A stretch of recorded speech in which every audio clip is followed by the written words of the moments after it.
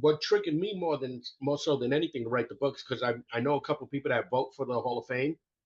I personally don't, for the International Boxing Hall of Fame, and they're beginning to use belts as one of the primary criteria for deciding who they vote for or not, and that puts fighters pre four belt era in a big disadvantage because they didn't have belts back then.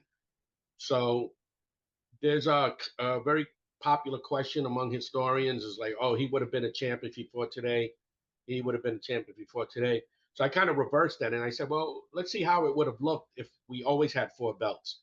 And I went back to the earliest rankings that we could find. Use Ring Magazine, Police Gazette, whatever I could find, anything that looked like a top 10. And I gave four belts out to everyone, and then I just followed their careers. Whoever they lost to will become the new champ, or if they retired, I tried my best to crown a new champ amongst the leading contenders, so long as they weren't coming off a loss. And I tell you, the book would have been as tall as you and me if I included everyone who won a belt. But I try to make the book like a snapshot of what it might look like. And yeah, it might be a fruitless exercise. I don't know.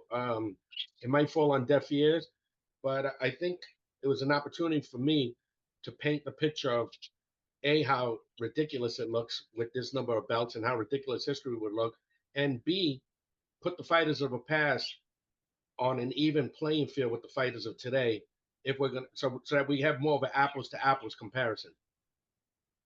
Okay. So one of the things I have noticed in this modern era, as much as the four belts are an annoyance, is there seems to be a move towards more boxers actually wanting to claim all four belts and actually keep hold of them for a long time. So, for example, you've got people like Usyk at heavyweight.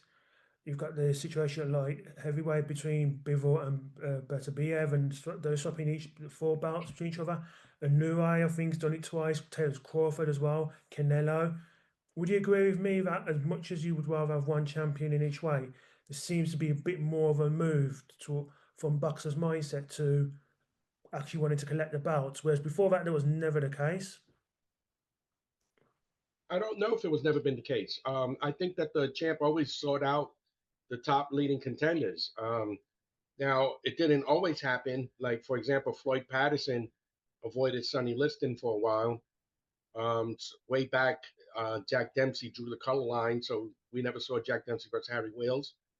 So boxing's always suffered from poor enforcement of rules.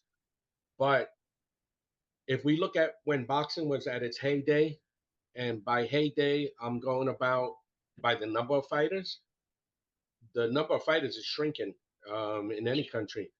If you go by what you see on TV, you might not notice it, but the club fights are gone. Fighters are fighting less frequently, and there's less fighters. So if we go back to boxing's heyday, when it was at its in the mainstream, at least in America, we didn't need the belts, right? You know, it was a big deal to be the number one contender or to be the number five contender. The belts is just putting a label on the fights now, and the reason they're doing it is because television pays more for belts and sponsors pay more for belts.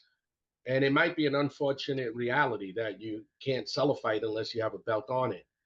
But in the past, that wasn't the case. Ali ran the table, fought everyone in the top 10 in both the 60s and the 70s, for example.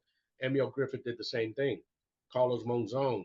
So I don't know that that statement is accurate. I think that the best sought to fight the best and they sought to make the most money whenever they could, for the most part. There's exceptions to every rule, though.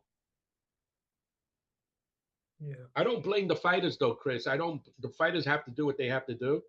Hmm. When I hear commentators saying or the zone writing that, like Max Kellerman recently said, "Oh, Terence Crawford is doing something that even Henry Armstrong didn't do." Well, yeah, because Henry Armstrong fought at a time when there were eight divisions and one belt, right? Had Henry Armstrong fought in a day like today, yeah, exactly. So the comparison, I think they're doing history a disservice at the sake of trying whatever they can to sell today's fights. Yeah, indeed. I It's- agree with you on that.